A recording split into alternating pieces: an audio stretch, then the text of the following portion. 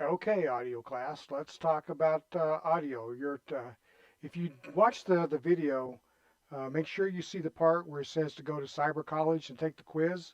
Because some of you, although you may have watched the video, you didn't send me the quiz. So let's get those things lined up and get them sent in. We're going to do another Cyber College today, and then I'll do a PowerPoint with you, and then we'll talk about specific microphones, the specific microphones that you will use and work with. So we'll have some interactive things. I'll probably do a discussion board in regards to some of those microphones and how we see them, how we use them, and it'll get some of our other criteria out for getting some grades in. But let's go ahead and look at what we have now. Let me take me out of here. And you should have now the Cyber College homepage. When you bring this up, of course, you go to TV Productions, go down to Audio, and it has Microphones 1, which is last week's, and this is Microphones 2. So when you click that, it's going to bring up Module 39, Part 2, which is Microphones. Handheld microphones is one of the discussions. Now, a couple of important things to remember comes up in the first page there. Sibilance, an exaggeration and distorted high-frequency S sound. Pops from plosive sounds. So sibilance and plosive are a couple of terms that you want to understand. Because if you're working audio somewhere, you have to fix those. If you have somebody that's got an S that just way exaggerates, it's not comfortable to people to listen to, then you're going to do some things within the soundboard to fix that. Obviously, if they got the plosive is pops, there's a couple things that'll fix those as well. Pop filters, windscreens, those are the type of things we'll look at. We'll talk about positioning handheld mics, personal microphones. This is a microphone that you will work with. If you're doing remotes, if you're doing the desk at the news, the lavalier mic, the clip-on, is going to be something that you will have. You need to understand some things about it.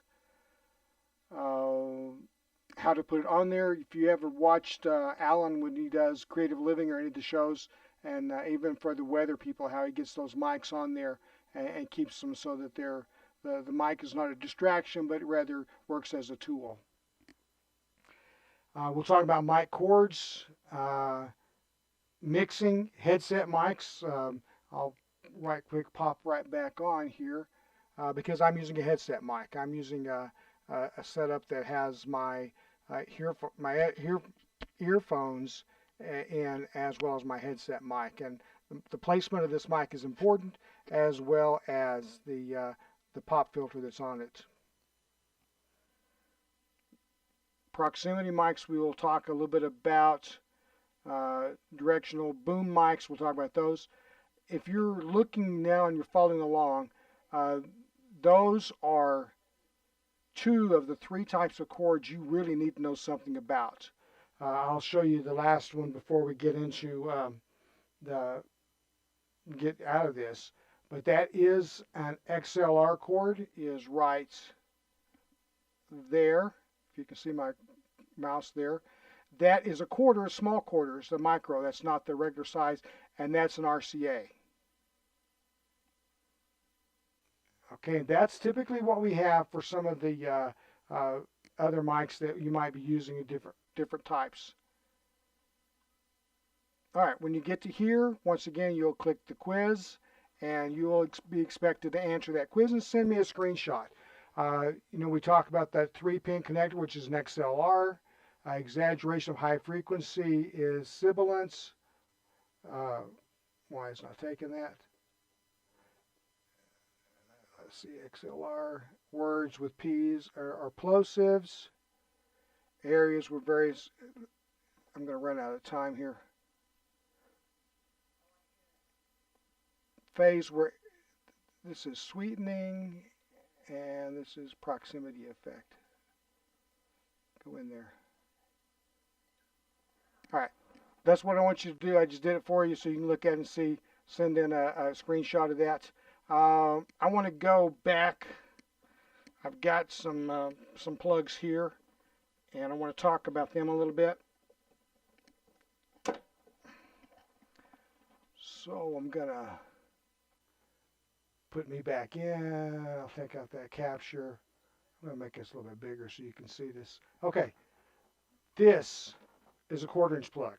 This is a bigger quarter plug. We talked about the one that was on there a little while ago. That was the smaller one. You see the difference.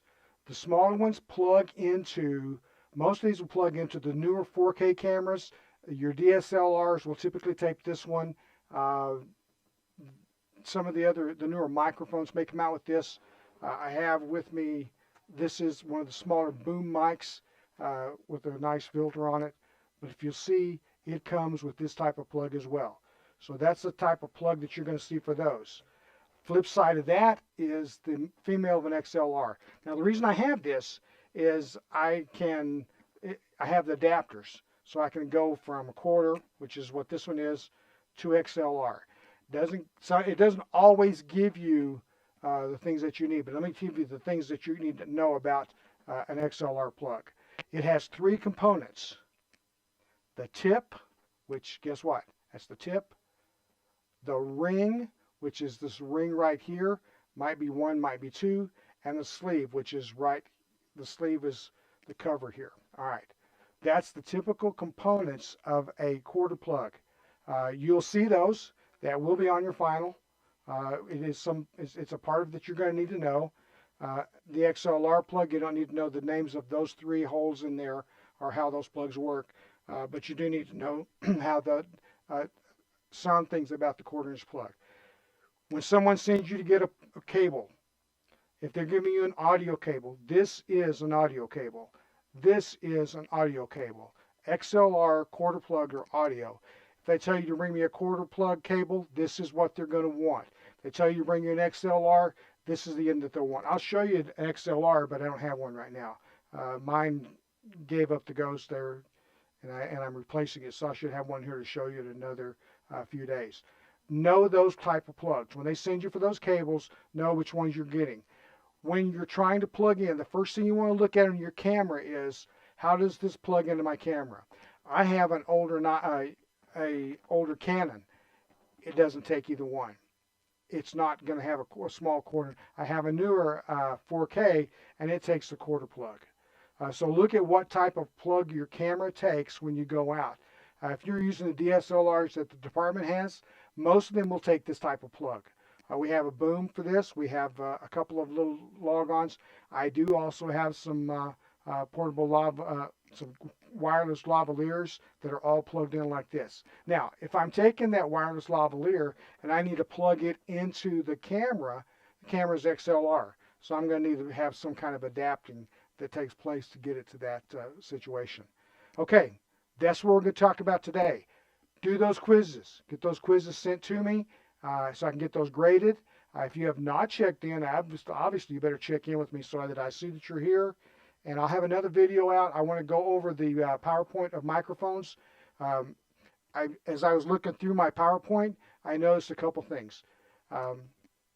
Obviously, you need to know what a SM58, the omnidirectional, unidirectional, you need to know the lavalier, the boom mics. You need to know those things.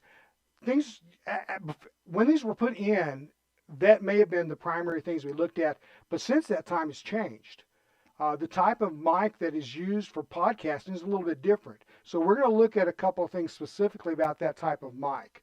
And then also there's a couple, it sure has a couple of nice mics that they have that come out that are USB type plug mics that give you a lot of really good stuff. This is a USB plug headset, and it's good and bad. Okay, that's quite honestly, you're going to want to do some adjusting on your microphone when you get those. But keep that in mind. Okay, so that's it. Check back in with me, and I will talk to you guys again in a few days.